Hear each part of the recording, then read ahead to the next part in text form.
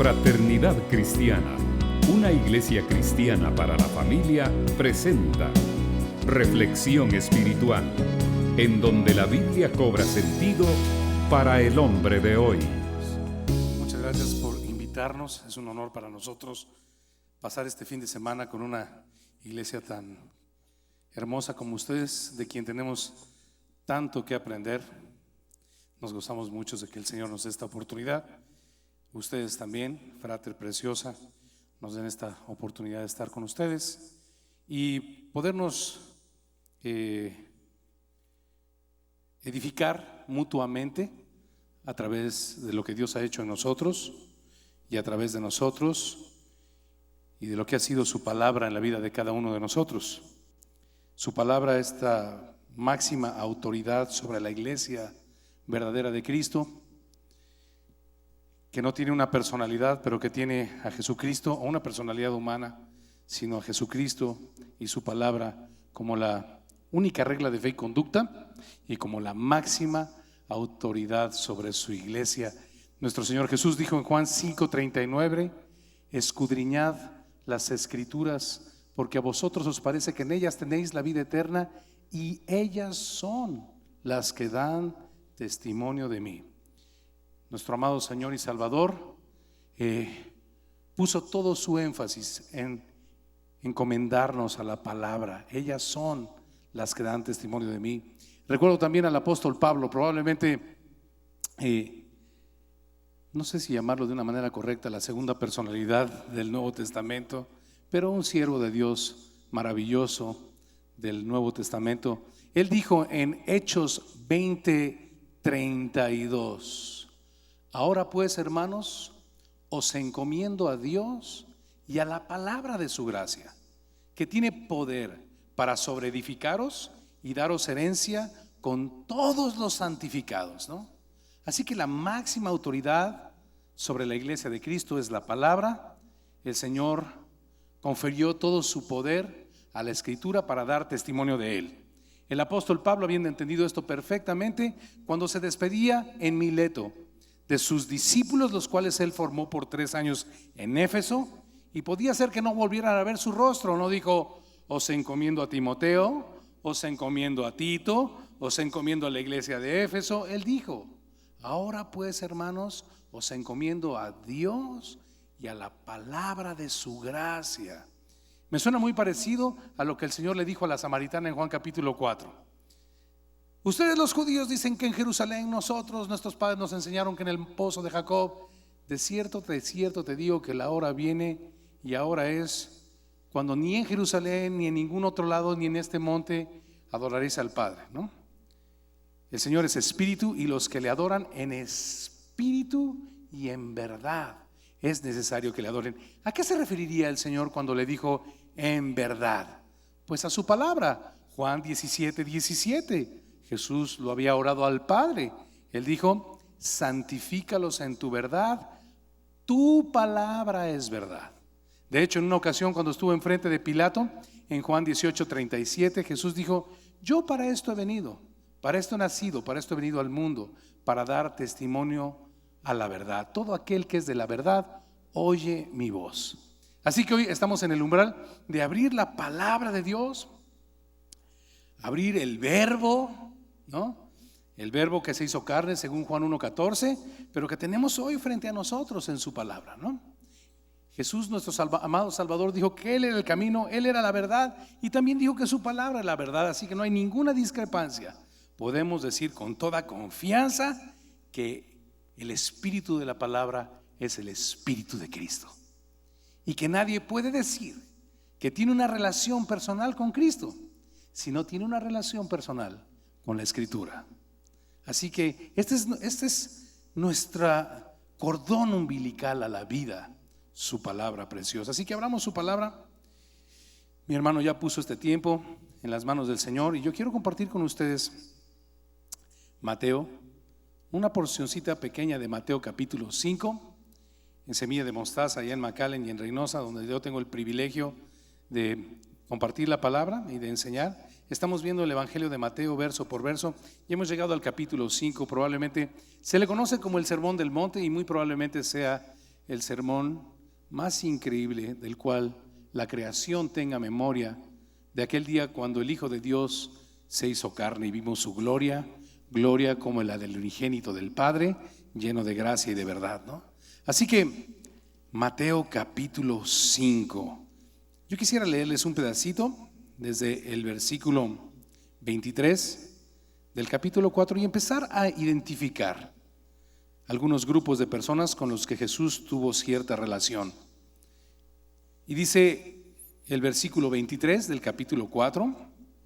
Antes de empezar con esto, yo quiero recomendarles siempre, dicho sea no tan de paso, quiero recomendarles siempre que traiga su Biblia.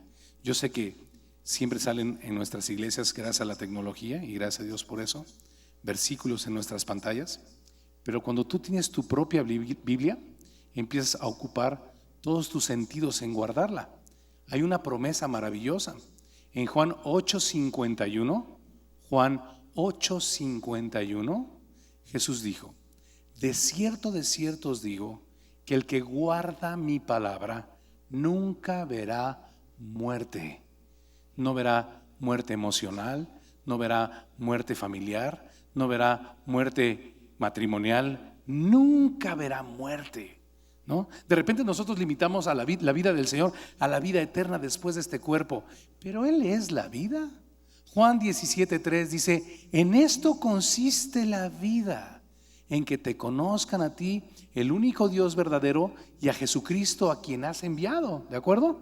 Así que mientras más puedas guardar su palabra, esta producirá vida en ti. ¿De acuerdo? En Juan 6:63 Jesús dijo: la carne para nada aprovecha, el Espíritu es el que da vida. Mis palabras son espíritu y son vida. Siempre trae tu Biblia, subráyala, visualízala, guárdala, porque hay una promesa, bro. La promesa es que el que guarda su palabra nunca verá muerte.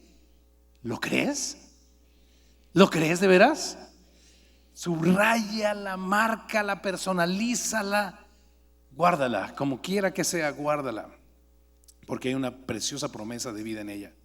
Así que Mateo capítulo 4 versículo 23 dice que recorrió Jesús toda Galilea, enseñando en las sinagogas de ellos y predicando el evangelio del reino y sanando toda enfermedad y toda dolencia en el pueblo. Y se difundió su fama por toda Siria, y le trajeron a todos los que tenían dolencias, a los afligidos por diversas enfermedades y tormentos, los endemoniados, lunáticos, paralíticos, y los sanó. Y le siguió mucha gente de Galilea, de Decápolis, de Jerusalén, de Judea y del otro lado del Jordán. Pero viendo a la multitud, el pero yo se lo puse. Lo que quiero hacer con el pero es darle una continuidad a lo que está escrito, porque de repente al ver que empieza el capítulo 5 pensamos que está hablando de otra cosa. No, recuerda que el evangelio se escribió seguido.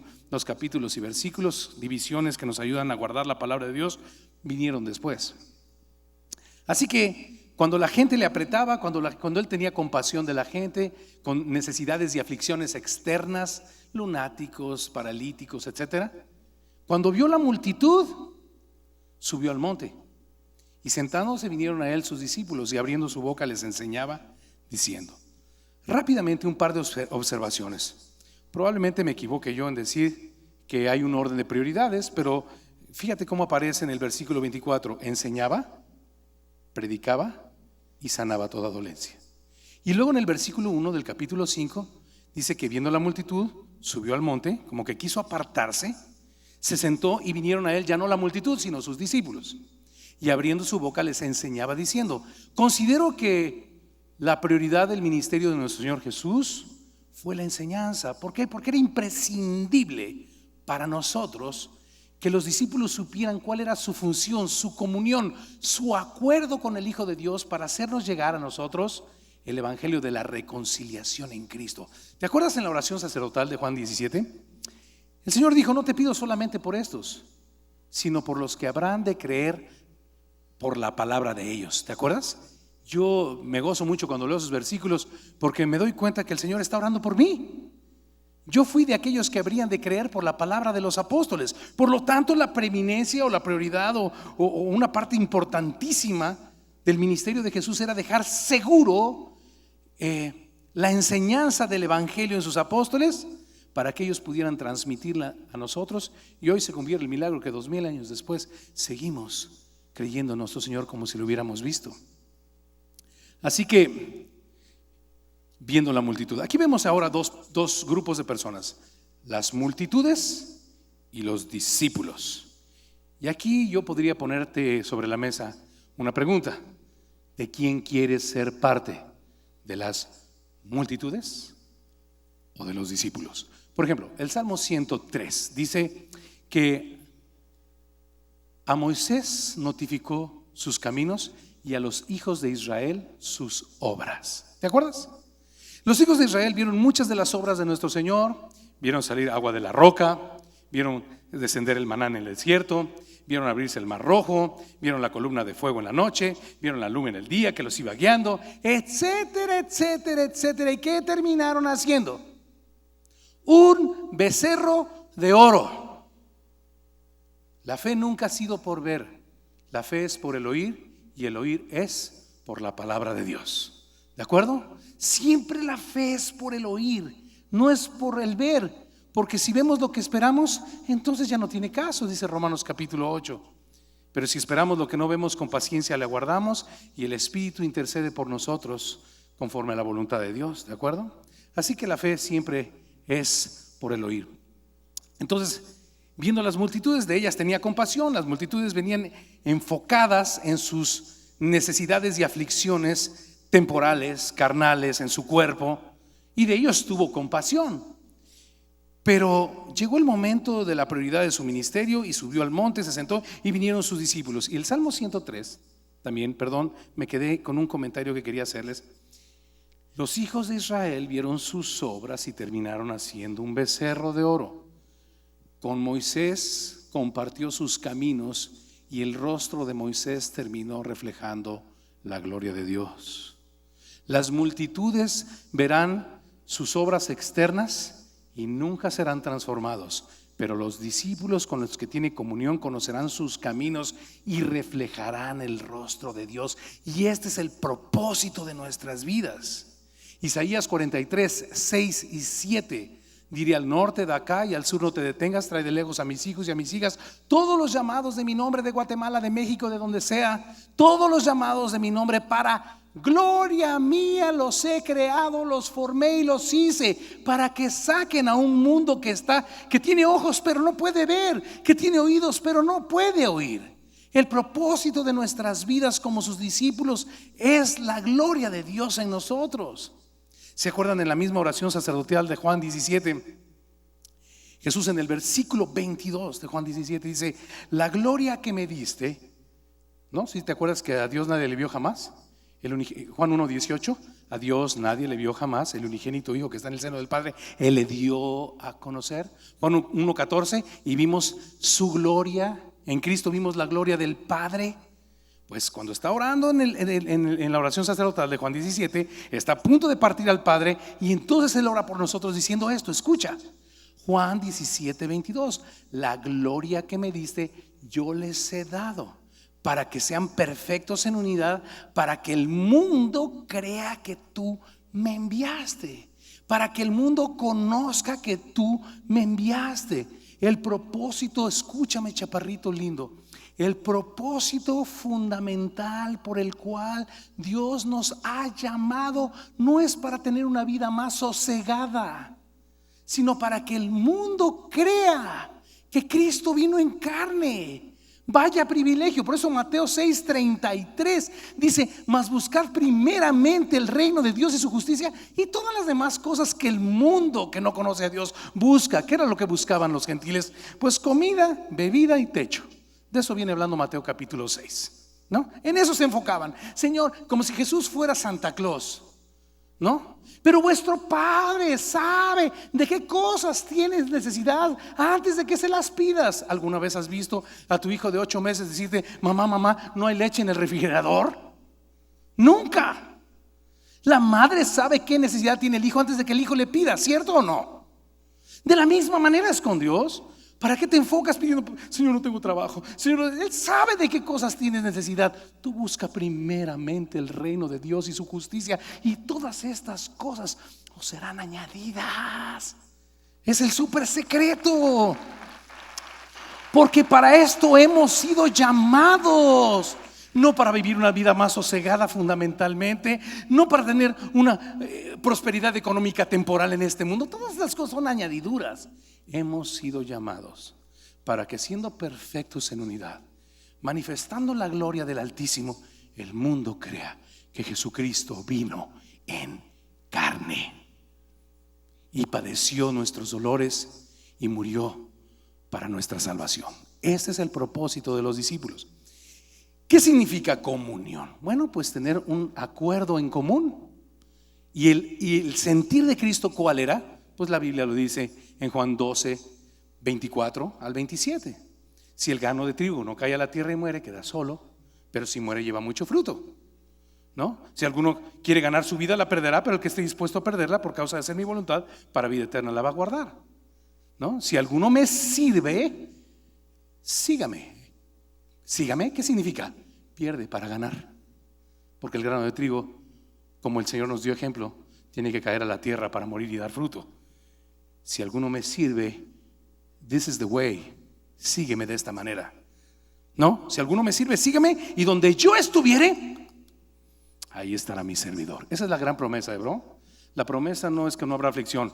La promesa es que su vara y su cayado te infundirán aliento. Aún en medio de valle de sombra de muerte, dice, Él estará con nosotros. Qué interesante, ¿no? El Juan 1:26, si alguno me sirve, sígame, y donde yo estuviere, ahí estará mi servidor. Qué privilegio. Si alguno me sirve, mi Padre le honrará. Versículo 27.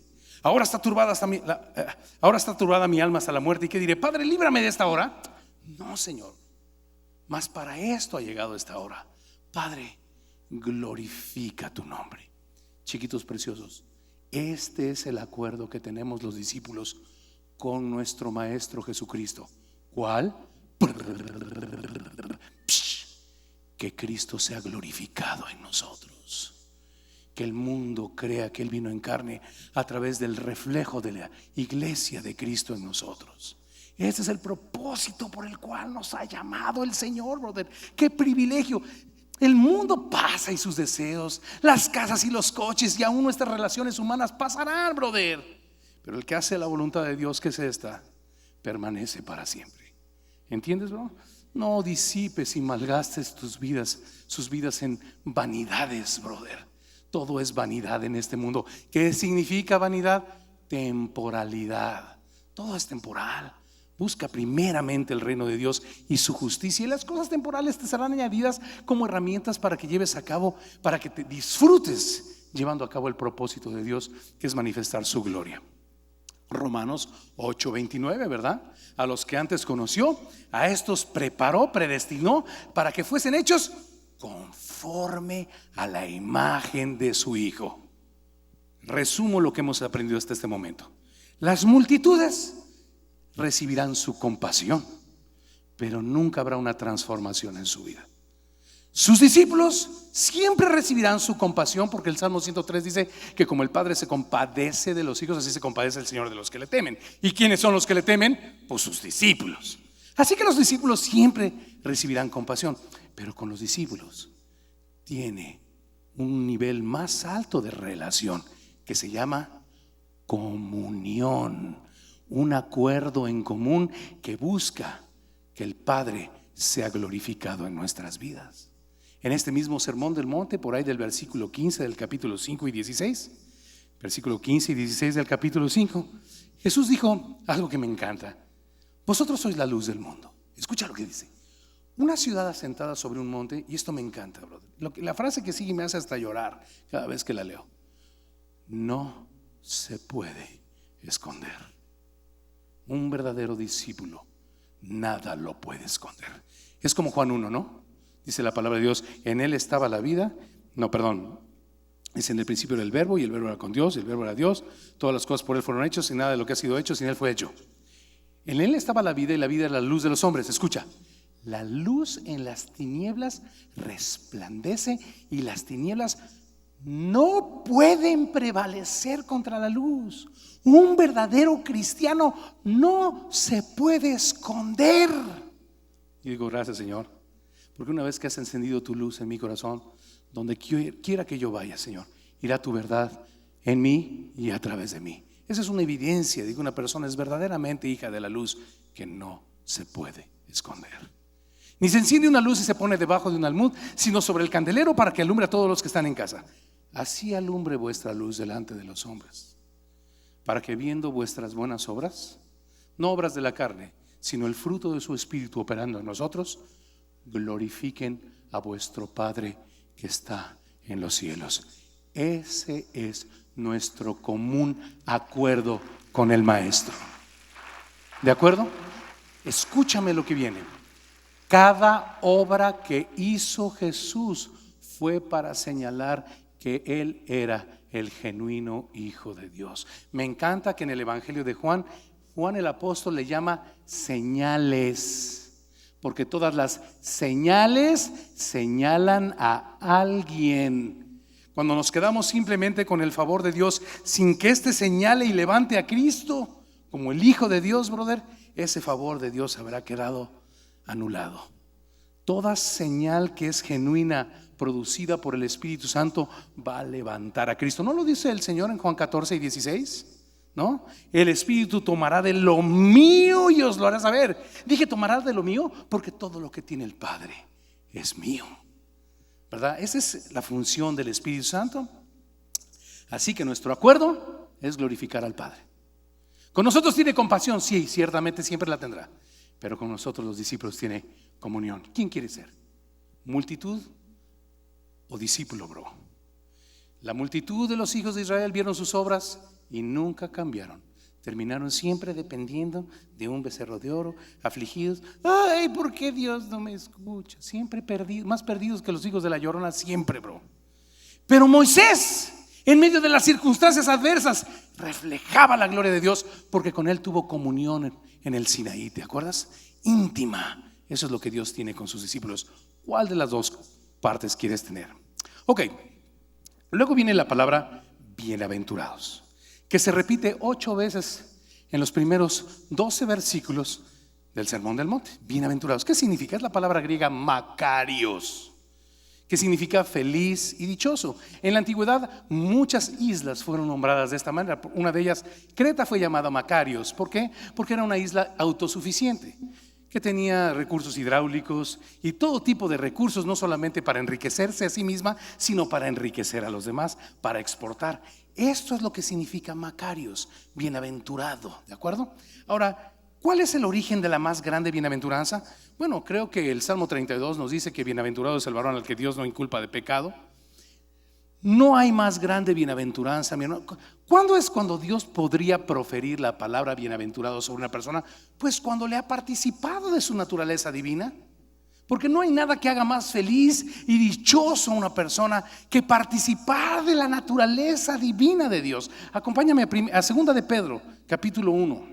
Si traes tu Biblia, ábrela, saca tus marcadores, como te digo.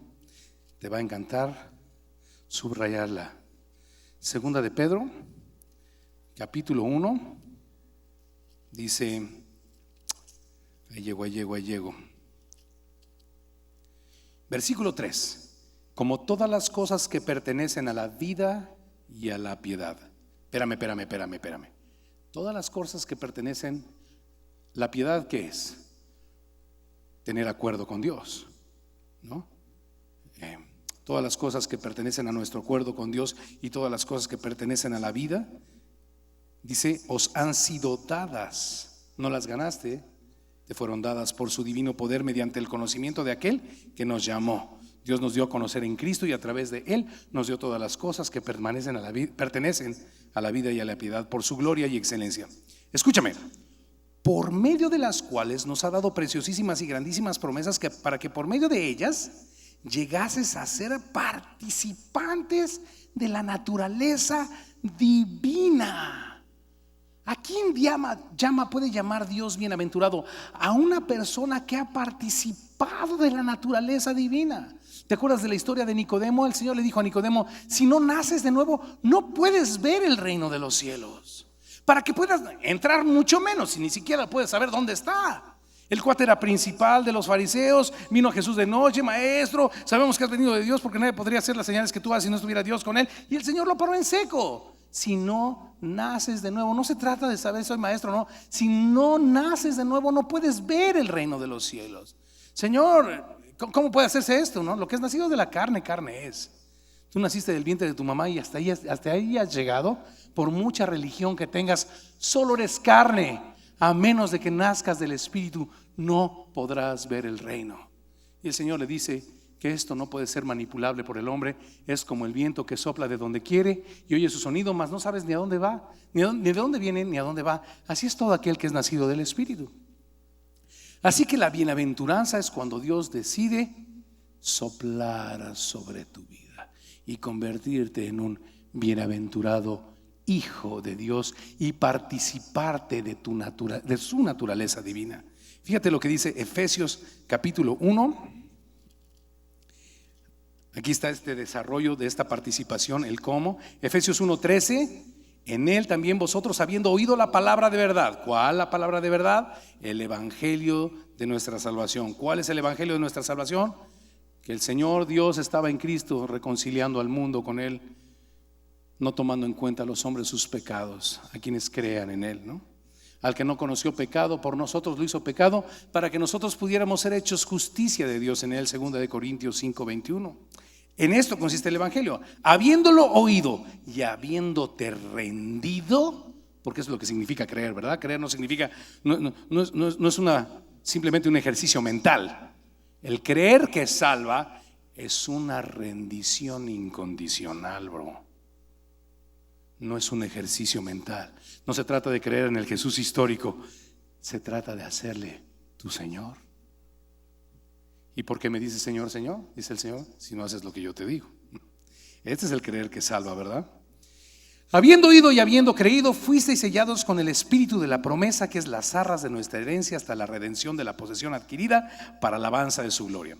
Oímos, creímos y Dios nos selló con su espíritu y nos participó de su naturaleza espiritual, y ahora nacimos de nuevo y ahora podemos ver el reino de los cielos.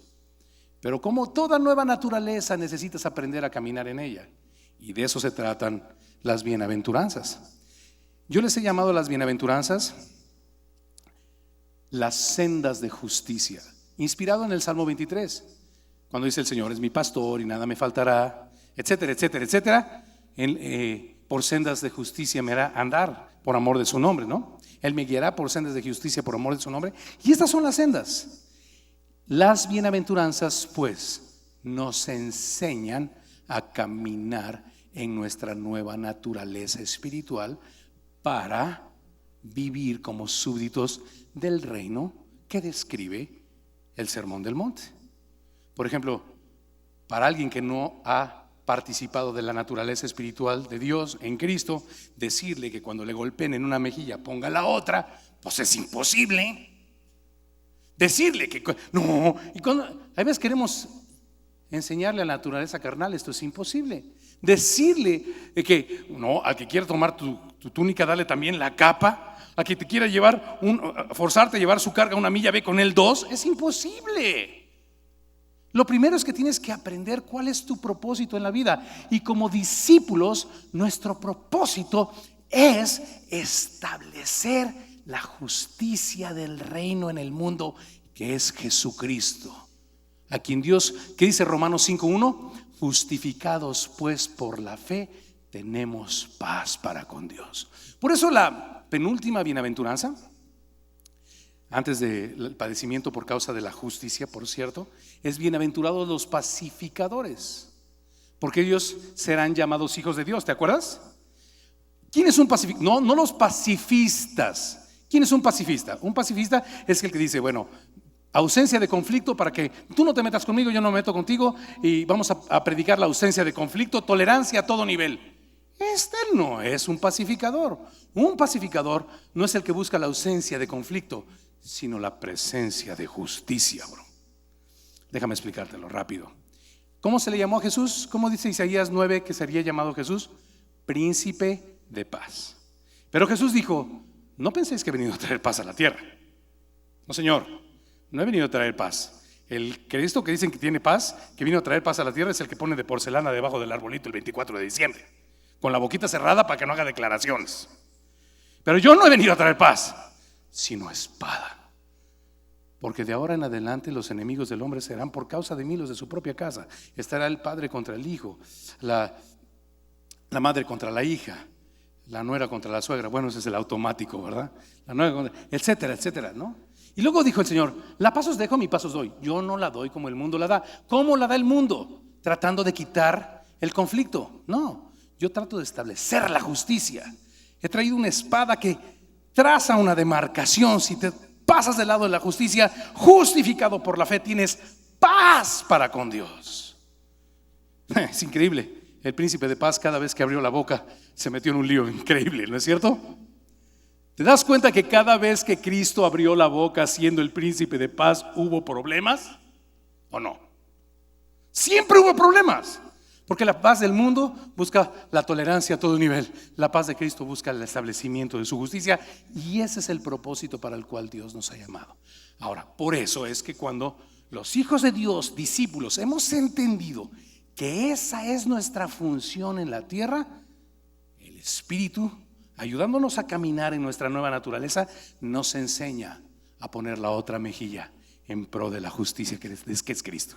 No por debilidad, no por indulgencia, sino por establecer la justicia de Dios. Sufrir cualquier agravio cuando esto me permita mostrar a Cristo en mi vida. Llevar una milla más la carga cuando esto me permita compartir a Cristo en mi vida. Ahora tiene sentido poner la otra mejilla. Para llegar ahí, quiero simplemente platicarles rápidamente, ya no me queda mucho tiempo, ¿qué es la bienaventuranza? Escucha. Dijimos que la palabra bienaventurados es feliz y dichoso, y que no puedo pensar que el Señor estuviera pensando en otra cosa que no fuese participarnos de su naturaleza divina y darnos vida con Cristo para que verdaderamente conozcamos la fuente de la dicha y de la felicidad, no como un estado de ánimo, sino como un estilo de vida. ¿De acuerdo? A pesar de las circunstancias. Te voy a contar una ilustración para que me entiendas esto. Se dice que andaba un perro viejo deambulando por las calles y se encontró a un cachorrito que andaba como loco persiguiendo su cola, dando vueltas como loco, dando vueltas como loco, a ver si alcanzaba su cola. Y se para el perro viejo y le dice: ¿qué estás haciendo, perrito? Y el perro joven le dice: bueno, es que estoy estudiando filosofía en la universidad, y me enseñaron que en mi clase de filosofía que la razón de ser del perro se encuentra en su cola. Así que estoy persiguiendo mi cola porque sé que el día que alcance mi cola voy a ser el perro más feliz de la tierra. Y se quedó el perro viejo viendo al perrito joven y dice: fíjate que cuando yo era joven como tú, estuve estudiando filosofía también, y definitivamente estoy de acuerdo, concuerdo contigo en el hecho de que la razón de ser del perro se encuentra en su cola. Y me dediqué a perseguir la felicidad y mi cola como loco. Pero me di cuenta de algo, que mientras más, con más frenesí la perseguía, más se alejaba de mí y nunca la podía alcanzar. Así que un día desistí y dije: no más perseguir la cola. Y simplemente me dediqué a hacer mis actividades normales de perro para las cuales fui creado. Y me di cuenta de algo: mi cola me seguía a mí. ¿Me entiendes, Méndez? ¿O te lo explico, Federico? El mundo, brother, está en el frenesí de buscar la bienaventuranza por sí misma, la felicidad por sí misma y a costa de todo. Pero el Señor nos hizo con un propósito, bro. Ninguna cosa que obedece a un diseño específico deja de tener propósito, ¿de acuerdo? Nadie hace algo sin un propósito. El que diseñó este púlpito pues tenía el propósito de que pudiera yo apoyar mi Biblia ahí. Diferente que el que diseñó esta bocina, que tenía el propósito de que se amplificara la señal de mi voz. Diferente que el que hizo esa cámara, que tenía el propósito de que pudiéramos transmitir la imagen. Si Dios nos creó, pregunta: ¿cuál es el propósito, bro? Pregúntate a ti mismo un segundo: ¿cuál es el propósito por el cual Dios te creó? Si tú crees que Dios te creó y que no eres producto de la casualidad y de un estallido en el universo que de la nada hizo todo y eres desecho cósmico que anda flotando por el universo, brother, si tú no crees esa patraña y crees que Dios te hizo, la siguiente pregunta es: ¿cuál es tu propósito? Si tú, como el perro viejo, caminas siguiendo tu propósito, la cola te seguirá a ti. ¿Entiendes lo que quiero decirte, bro? Mas buscad primeramente el reino de Dios y su justicia, y serás la persona más bienaventurada de la tierra. Mientras sigas persiguiendo la cola por sí misma, no harás más que desgastarte y devastar tu vida, brother. El origen de la felicidad es el propósito de Dios en nosotros, que es Cristo en nosotros, la esperanza de vida. Que nosotros podamos vivir en la justicia y estableciendo la justicia. Versículo chapín casi para terminar. ¿No sabías tú que la Reina Valera tiene versículos chapines? Hoy mi hermano me enseñó otro acerca del Gadareno. Espérame, no te saques de onda, que dice que lo encontró el Señor cabal sentado en una piedra después de que lo sanó, cabal, ¿no? Pero hay otro que yo había descubierto que dice que en Colosenses 3:1 que dice: si pues habéis resucitado con Cristo, poned los ojos en las cosas de arriba, donde Cristo está sentado a la diestra del Padre, y no pongas los ojos en las cosas de la tierra, sino allá arriba, bro. No, allá arriba, brother. Cuando yo leí por primera vez Eclesiastés, tenía yo 24 años. Dije, no, yo no quiero saber nada de Salomón. Este cuate es un depresivo, todo está mal, todo es vanidad. No. Yo no creo que la vida tenga que ser así. Me acosté a dormir esa noche. El otro día me levanté y tenía 53 años. Así, bro, ¿verdad? Y en el siguiente parmadeo, ¿dónde habremos de estar? Me pregunto yo.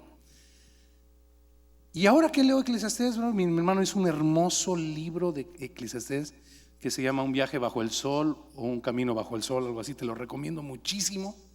Y toda la explicación de Eclesiastés verso por verso, búscalo. No es un comercial, no quería yo hacerlo, pero de veras es hermoso. Ahora que volví a leer Eclesiastés dije, qué razón tenía Salomón, no era tan depresivo. No hay nada nuevo bajo el sol, bro. El todo del hombre es poner nuestros ojos en donde Cristo está, a la diestra del Padre, y permitir que en la comunión con Dios, en este breve tiempo de nuestro peregrinar en este mundo, nos conceda el privilegio de que su gloria brille en nuestras vidas. Y ese día, brother, serás el perro más feliz de la tierra. Deja de buscarlo en otro lado.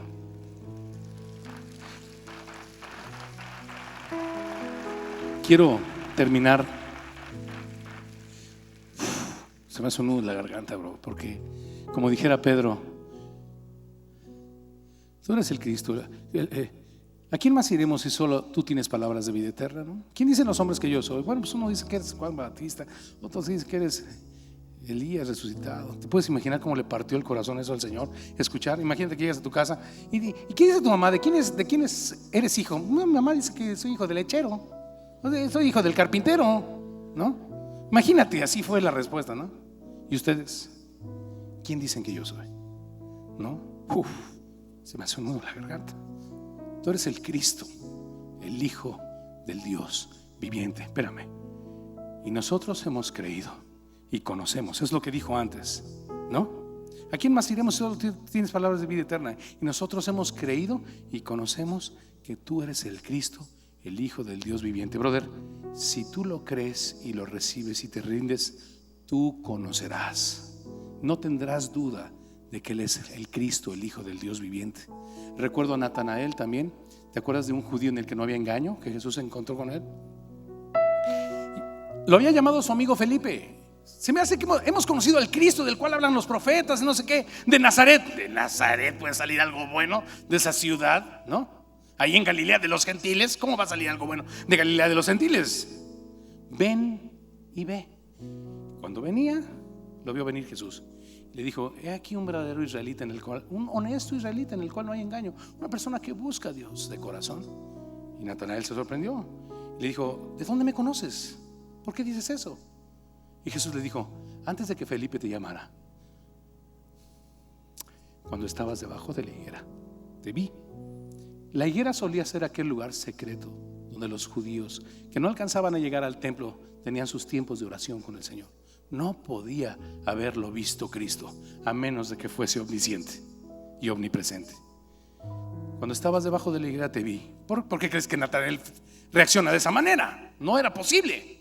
Y en ese momento cayó y le dijo: tú eres el rey de Israel, tú eres el Hijo de Dios. Y entonces Jesús volteó a verlo y dijo: porque te dije te vi, ¿creíste? Ahora verás los cielos abiertos.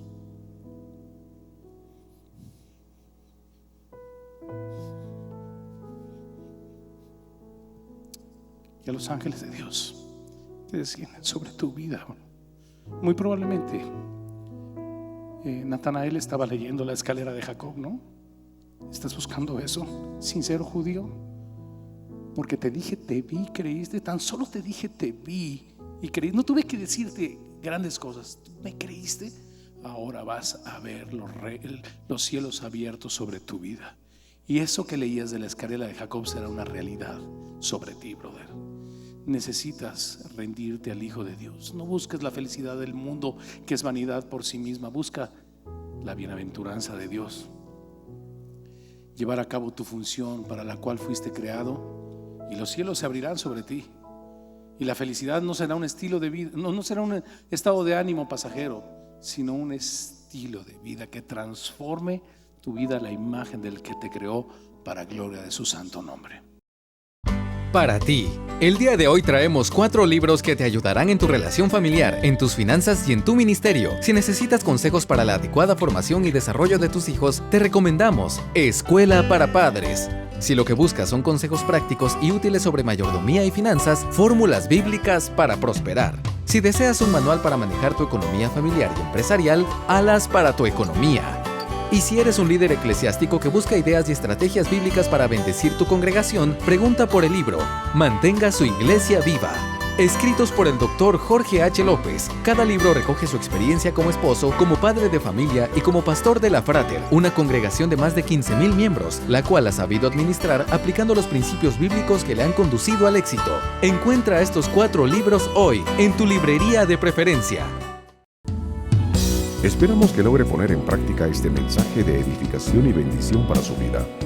Comuníquese con nosotros al PBX 502-2243-2243 o escríbanos a nuestro correo electrónico info@frater.org o visítenos en nuestra página de internet www.frater.org, Ciudad de Guatemala.